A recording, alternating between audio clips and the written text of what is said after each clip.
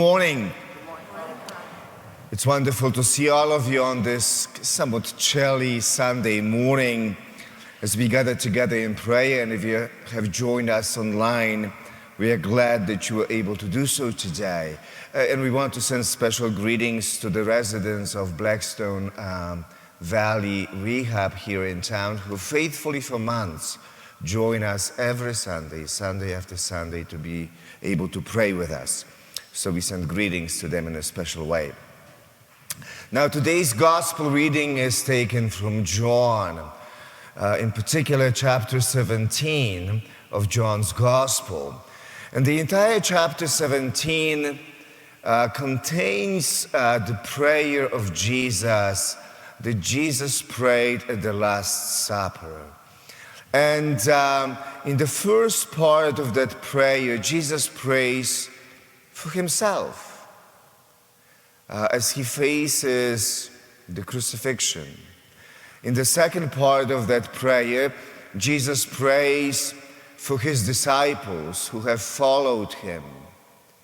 And then in the third part of that prayer, Jesus prays, and this is our gospel today, Jesus prays for the community of the future disciples who would believe in him because of the preaching of the apostles. And that includes us. We are those future disciples of Jesus. Now, Jesus most likely did not know what his future followers would be faced with 100 or 1,000 or 2,000 years later. What would be the hopes and joys? What would be the struggles and maybe the sufferings that they would have to endure? But what did he pray for? What was on his mind at that moment?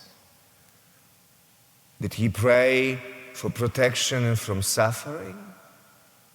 Faith, perseverance, health? In some ways, he prayed for all those things. But his main concern at that moment was unity among his followers, that they may be all one as you, Father, are in me and I in you. He knew that if they are united, no matter what, they will be able to withstand any adversity, and they will flourish and thrive.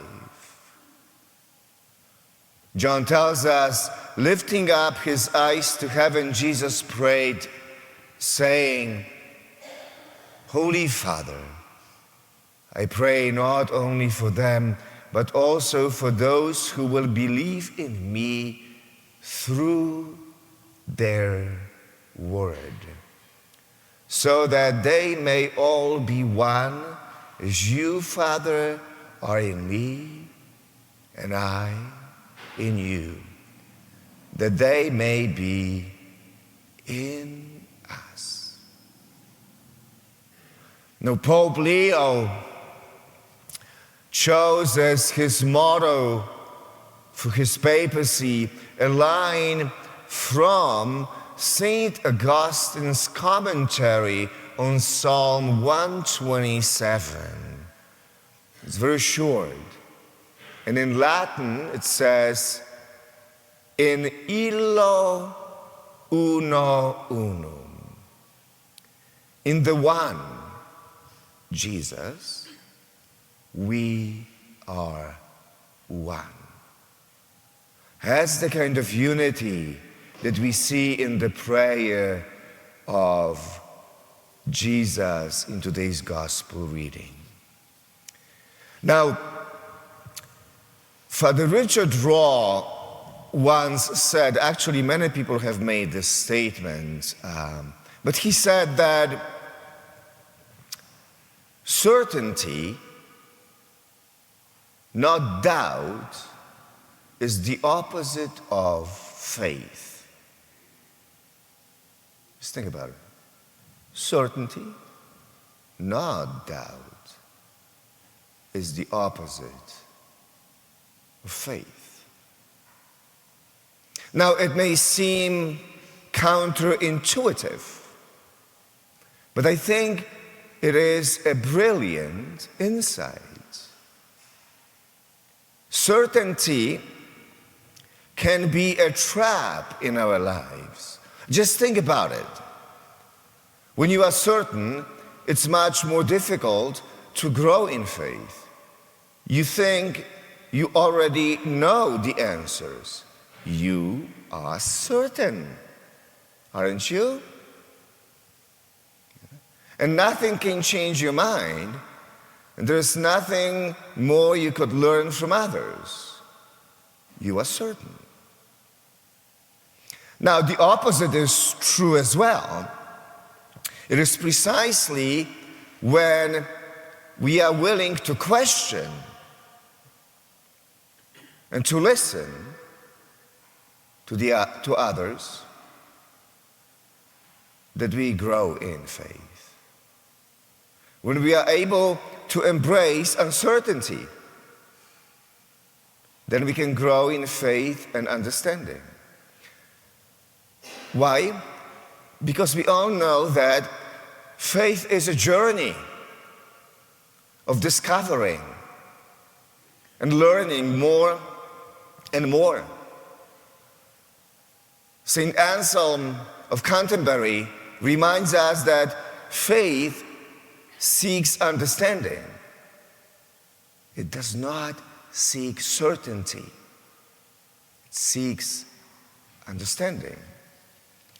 Now, this Easter 2025, we have chosen a theme.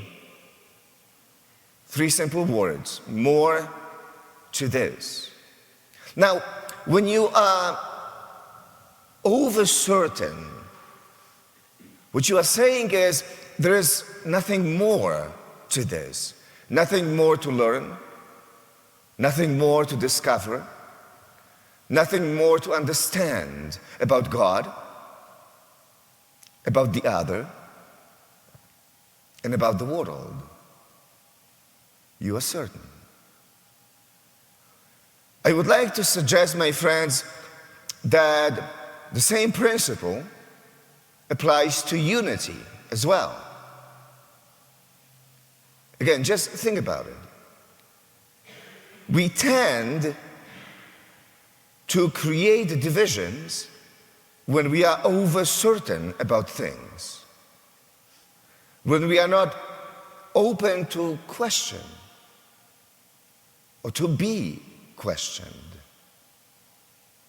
when we are not open to listen to others because we are certain. But again, the opposite is true as well, isn't it? We create unity when we are willing to question and to listen. As I have said before, just about 7 years ago, if you remember, you don't.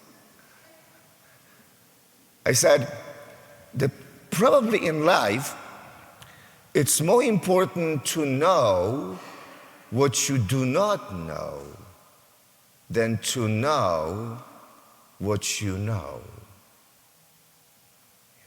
So the point is simple, I think, that certainty can lead or create divisions and disunity.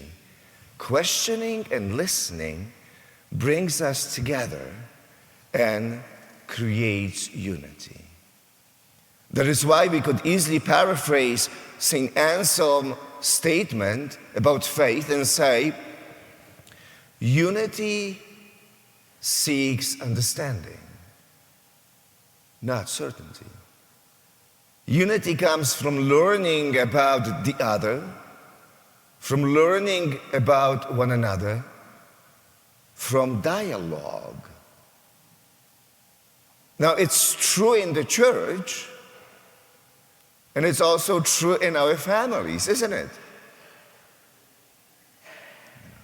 So it seems to me that disagreement is not the biggest problem when it comes to unity. Certainty may, in fact, be the biggest problem. Well, it makes sense to me. What do you think?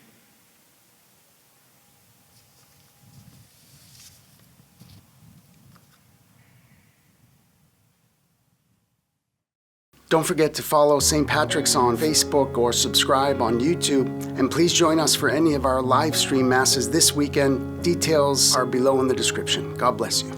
Like burning incense, O Lord, let my prayer rise up to you. Like burning incense, O Lord, let my prayer rise up to